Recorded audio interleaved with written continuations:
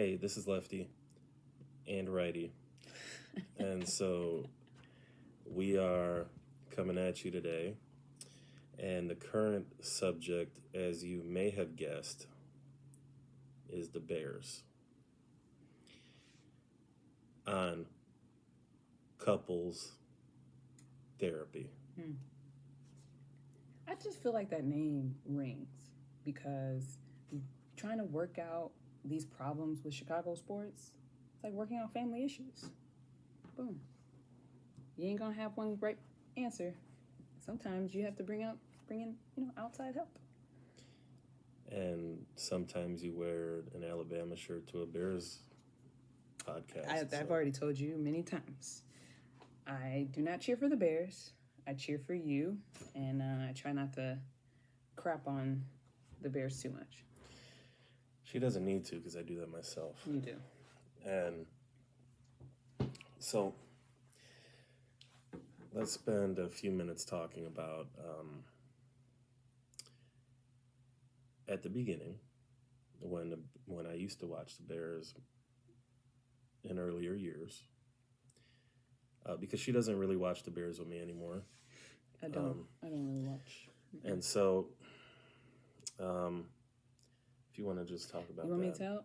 So when we first got married, Angel, a part of his love language, right? This is one of the reasons why it's called couples therapy, because sports is a part of our family. And he wanted me to watch the Bears with him. Okay, I'll do that. I can do that. I'm not against football. I enjoy watching football sometimes. But he would have these experiences watching the Bears that just made the space unpleasant. Like, you could tell he was struggling in his soul. And it would come out. Like, he would bleep, bleep, bleep, bleep, bleep, bleep, bleep, bleep, bleep, bleep, bleep, bleep, bleep, and hate the Bears. And I'm like, why do you watch a group of people that you just can't stand? And every year, every game, he'd be like, it's going to be different. I'm not going to go off like that. I'm not going to lose my mind. I promise. And every game, it was the same thing. And so about 2 years ago, I decided to just not watch the games. I just couldn't deal. I watch football to enjoy them. I'm an Alabama fan. I've been an Alabama fan my entire life. We've gone through struggles, okay? We've had struggles on our football teams. We've had struggles in basketball, but I still enjoy watching them. You just seem so miserable watching the Bears. And so I just decided not to watch them anymore. It just was like, that's something you just need to go through on your own and work that out, exercise that out on your own. And he's going to say it. I abandoned him. And I'm not going to, I just don't watch him with him anymore. So apparently part of couples therapy is to be separate. It's not about being separate. It's about recognizing that they send you through an emotional whirlwind. Well, we need to talk about my maturation in the process and how I'm recovering. You are better. You are better. You are better. You don't cuss as much anymore. One, because we have a baby, and if you fly off the handle, he cries, right? He's very sensitive in that way right now. And he's better with that, guys. I mean, he has his moments where he can't hold it, but generally football experiences, particularly with the Bears, are better, even though the games are not. And you have told me before, like, hey, maybe this isn't one you should watch with me. You did say that this year, like, this one might be a rough one. I'll watch this one by myself. It also helps that, I basically found a cheat code in watching as much football as possible, and I'm not spending 3 hours of being pissed off anymore. It's more like 45 minutes. And, it's so that's the new and improved Lefty, is to, football's like life. Not every day is going to be, rosy and great. And not every game or quarter or play is going to work out in your favor. And you just have to learn to accept that and move on to the next day or next game or next play, and keep following the game plan. And why are you looking at me? I'm listening to you. Go ahead. And you just have to be a responsible, mature adult that doesn't scream at the TV without abandon, and just learn that if you do scream at the TV in a separate room, are you really screaming? like does a tree fall in the woods if no one hears it? It's not the fact that you were screaming at the TV. You'd be mad at everything and everyone in the room. They would really put you. The Bears have a special place in your heart where they bring you high and they take you low, and that's what I was telling you that you needed to work on. Remember Bill Burr when he said their marriage, him and his wife, as long as he's working on himself, everything is great. He always needs some space to improve. Right. It's never the other. It's only me. It's only me.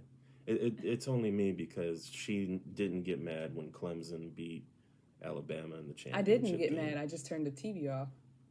and I couldn't turn it back on because maybe I want to watch the game. Okay, yeah, you're right. That was a bit controlling and problematic. But I'm not gonna allow. I distinctly remember one time when I went through this whole process and got you this beautiful Alabama jersey. And the whole time she had been talking about... This is why you wanted to do this segment. Because you wanted to bring... And this is why, I got her this nice Alabama jersey. Just looked beautiful. I put a lot of effort into it. It's customized. And it was the playoffs or the championship game? It was the championship game. Championship game. You told me to wear it. She wore the jersey, and leading up to this point, she had talked about how superstitions are stupid and they don't exist, and that's not a thing, and baseball players are idiots. I didn't say baseball players were idiots. You said I was. I was trying to be nice. And then, just superstitions in sports don't make any sense. And then, you want to tell them what happened? I wore the jersey. I don't really wear my team's jerseys while I watch the game. I just don't do it. But he insisted that I wear it during the championship game. I think it was 2017. Yeah, it was it was the championship of 2017, maybe. And they lost. Maybe it was 2016, but 2017. I think it was 2017, and they lost. That's what happened. They lost. The Bama lost, and didn't I buy your dad a jersey too? You did, and he wore it that game. So you guys were wearing. We were both wearing the jerseys, and they lost. And my dad was the first to say, "I'm not wearing this during the game ever again." And I said, "Yeah, because you got him a white one." And I said, "Yeah, that seems logical. I'm not wearing a jersey during a game ever again," because it was the first time we wore it, and so fast forward, new season, new year. It's September, Labor Day weekend. Alabama plays Florida State. I need to confirm if that year was the right year. Alabama plays Florida State. My now husband, at the time, my boyfriend, you were my boyfriend at the time. Well, I was just trying to see, my husband at the time. He insisted that I wear that jersey again. I told him that I shouldn't wear it. The last time I had worn it, it was really bad. Like, they lost. And he literally tried to guilt trip me. Actually, I think it was a little manipulative. He was like, you were going to put the Alabama Crimson Tide over our relationship, and you're not going to wear it even though I got it for you. That hurts. And I wore it. If you rewind the tape of the game, until the quarterback of Florida State hurt themselves at the beginning of the second half, Bama was getting their asses kicked. Their butts kicked. They were getting their butts kicked. I decided at halftime to take my jersey off. I just was like, let me just test the theory, okay? And I told him that. I said, I'm gonna take this jersey off. I'm testing the theory. I think these two things are correlated. And you said, that's what you're gonna do. You're gonna put the team over our relationship and not wear the jersey. Now remember, superstitions are stupid. Well, Alabama won that game. They kicked Florida State's butt. And have you wore the jersey since? I did wear it again. During the Alabama-Auburn game with Bryce Young. And they were down, like they were struggling. And Bryce Young ended up like in the last. That was like the triple overtime game, right? Yeah. And that's when the phenom of like Bryce Young in the last minute. But you didn't have the jersey on the whole time. No, I took the jersey off at the third quarter. Like at the end of it, I was like, this is not working. And I took the jersey off and everything turned around in the fourth quarter. They ended up tying it up and went to like double or triple overtime. And Bryce Young won the game in the last minute of the game. So I do not wear Alabama apparel particularly jerseys, during Alabama games. I just don't. So we're going to test the theory out again, and I'm going to have my son wear something Alabama during the game. Yeah, no. Sorry. We'll wear it before the game, and then we'll take it off. He did wear Alabama apparel when he was like a newborn during the game, and they won. It was fine. I just don't do it. Me and my father don't do it. He doesn't wear them. He'll have a Alabama polo on and change the shirt right before the game. Wow. It's okay. So it's about winning, right? It's about winning. You do what you got to do to win. And including believe in something you don't believe in? Maybe. All right. So look, I'm African American, family from the Delta. There is a little superstition in me, but I tried to abandon it, a lot of it. And you just went back to it. It's just. Don't worry about it. The Bears. Let's figure out maybe a little superstition with the Bears will help. Maybe. Because it don't look like it's looking. Well, I think Luke Getsy was in witchcraft. What? Yeah. He was. Man. Now, new and improved Angel, it takes a lot for me to be like flying off the handles while watching the Bears now. It takes a lot. It takes Justin Fields getting sacked 9 times in Cleveland. Okay. Yeah, that's true. It takes in a close game for us to be at our own 5 and call a screen that is then either fumbled or intercepted for a defensive touchdown. Now, for those that don't know, a screenplay is you basically let the defense go past your offensive line to then let them over pursue so that way you have blocking numbers on the back end when you throw the screen pass. If you call a screen at your own 5, you're giving them a free shot at either a safety or a defensive touchdown. And that's exactly what we did. Play calling for the Bears has been questionable for a few years. Anyway, what should the Bears do with Justin Fields? They have the number 1 pick in the draft, and they have access to whoever they want, whether it's someone named Caleb Williams or not. Here's the thing about that. This is the most complicated first round that I've ever watched. Like, first round draft pick, usually teams are like, we absolutely know, or fans know, like exactly what the team is going to do. It's clear and it's very concise. This is exactly what they're going to do. For not some sort of reason, but for a really good reason, no one knows what the Bears are going to do. No one knows. No one knows.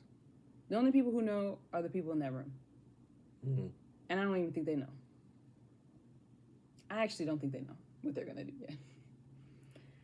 I think they're toying around every possibility, and they have not settled on anything, which is a problem. Well, if if they're trying to drive the price up by saying, because there's rumors saying that if Washington comes up and gives the Bears 2 first-round picks for the next 2 years, then they'll let them have the number 1 pick and slide down 1 spot. So imagine what the asking price would be for a team at the 5 or 6 or 7 spot or lower to come up. It's going to be astronomical.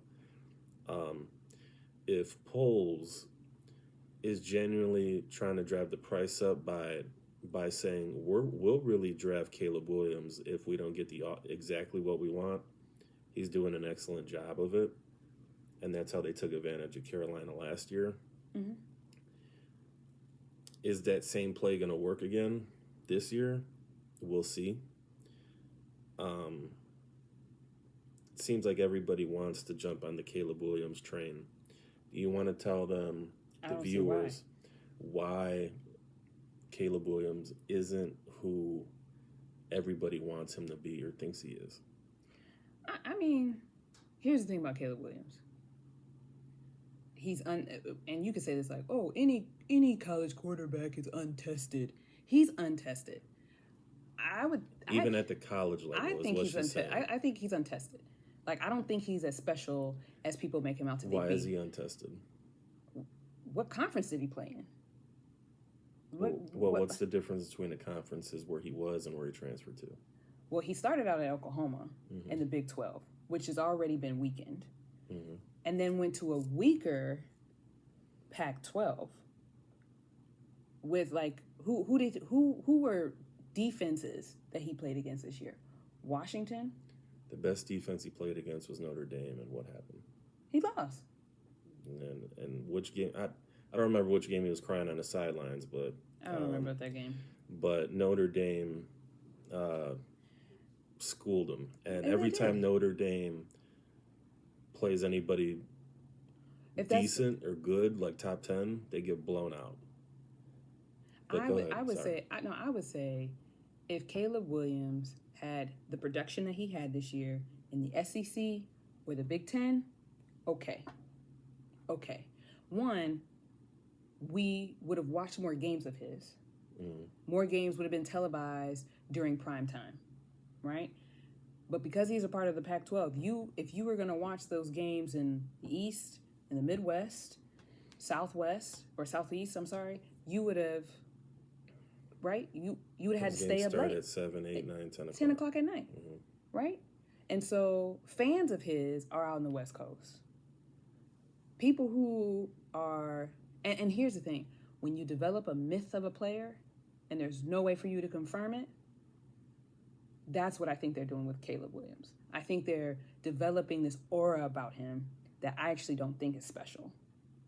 Even with the games that you watch of his where he was considered magnificent, he wouldn't have been able to pull that stuff in the SEC. He would not have been able to pull that. He wouldn't have been able to pull that stuff in the ACC.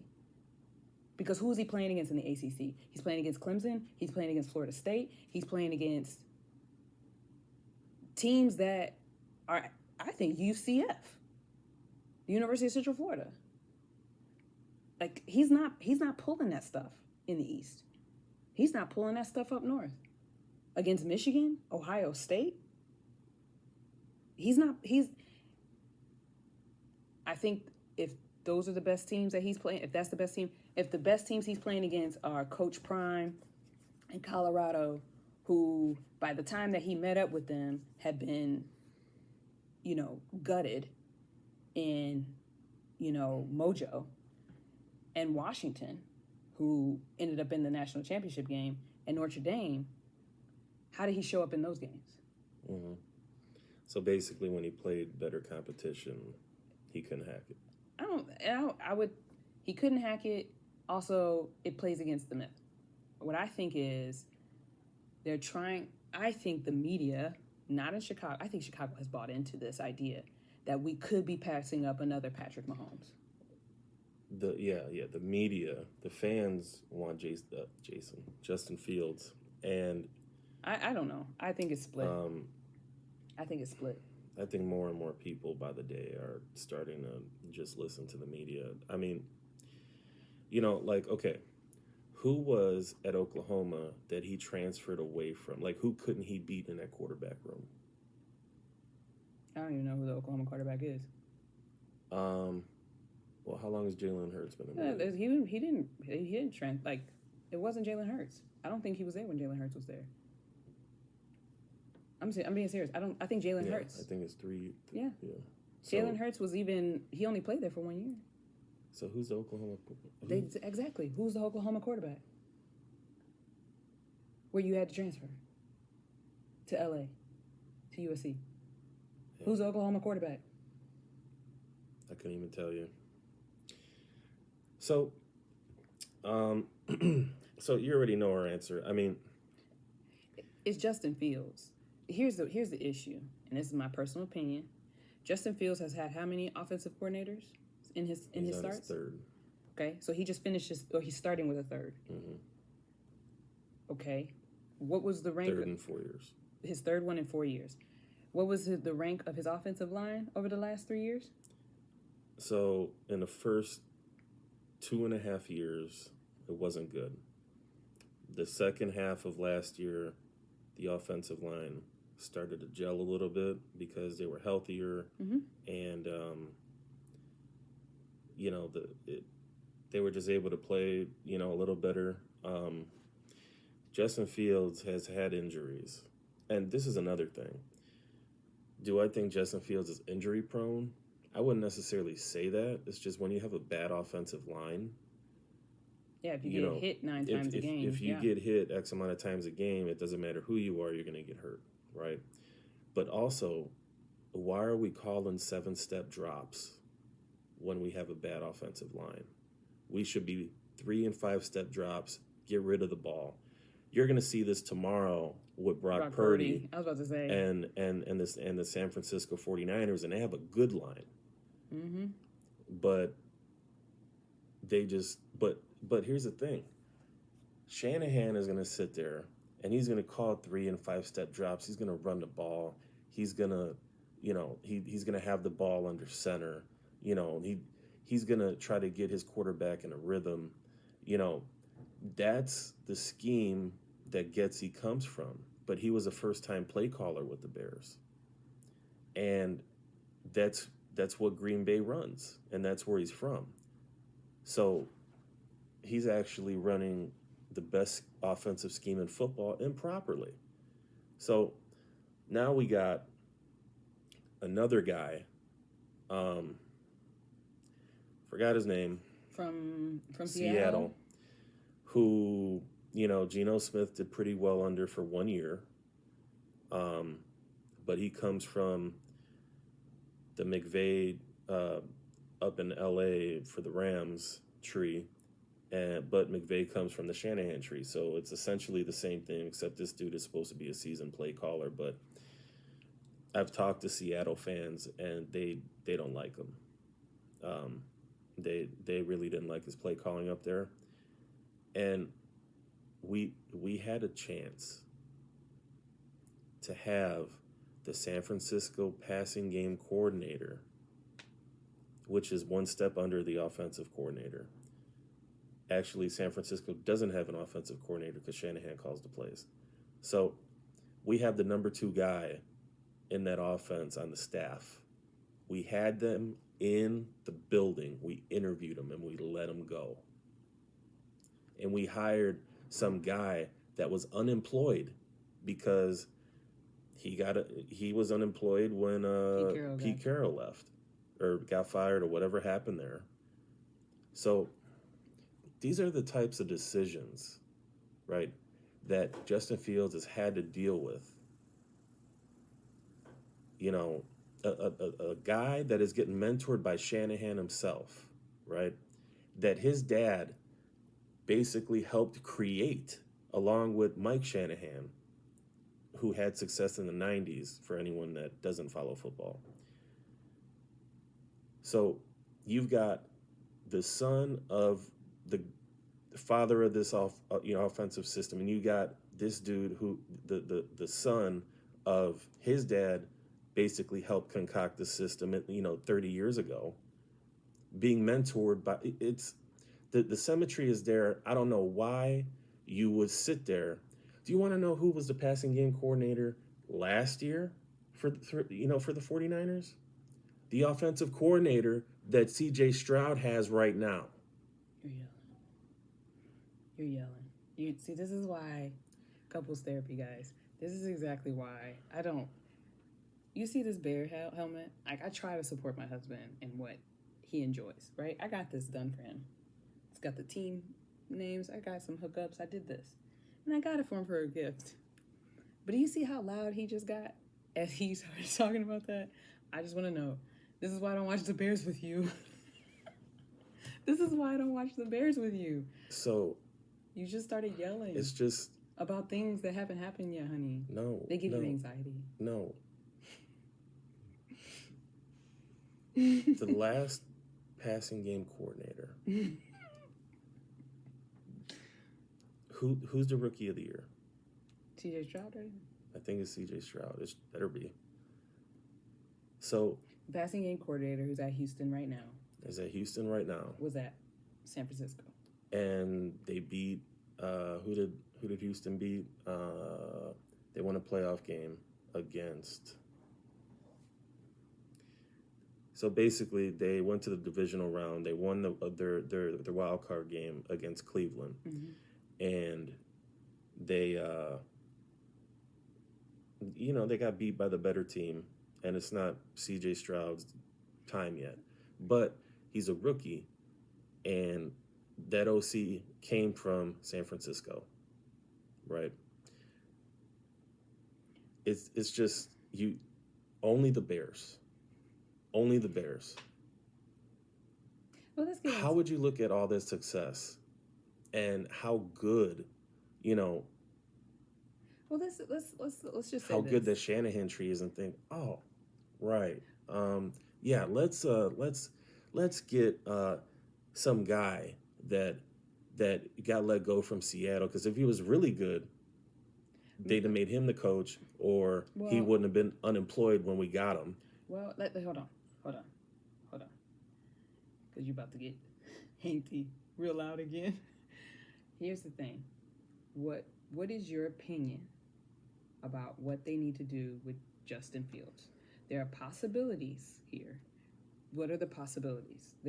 Trade away Justin Fields. What do they get back? Trade away. They're going to get a second rounder for him. And if they get a first rounder for Fields, they're probably going to take it. What should they do? They should try to trade down, draft Marvin Harrison Jr. I agree. Draft Marvin Harrison Jr. Because you know who Marvin Harrison Jr. played with? Who plays similar to Justin Fields? Who was at Ohio State? Whose offensive coordinator was at before? Marvin Harrison Jr. played with C.J. Stroud, whose their capabilities and I would even say their flaws are very similar. Justin Fields and C.J. Stroud, who all played at Ohio State. I don't know if Marvin Harrison was there when. Maybe he was a freshman when Justin Fields was there, but I don't recall them saying his name. So I think he would be a great fit with Justin Fields. Yeah. Or you can go for Romeo and Odunze or Malik Neighbors. The wide receiver class is so deep. Let's say, Washington comes up and goes for Fields, and we draft 2. Well, we get Harrison there, or we get an absolute haul from the 5th or 6th pick, and we miss out on Harrison, and we get one of the other guys. The other guys are arguably just as good or very similar in talent. I think we go there, and then we get an edge rusher with that second first-round pick that we have, and we target the interior offensive line. If we get a second-round pick, which I got a feeling that we will have, then we got access to the best interior lineman in the draft, because that's usually where that best one gets picked. Third round is where some of the better offensive linemen on the interior get picked anyway, so we want to do that. Also, we could target later, because Eddie Jackson's got to go. Hasn't had a good year since that 1 year where he got that contract extension. Mm-hmm. And he's from Alabama, so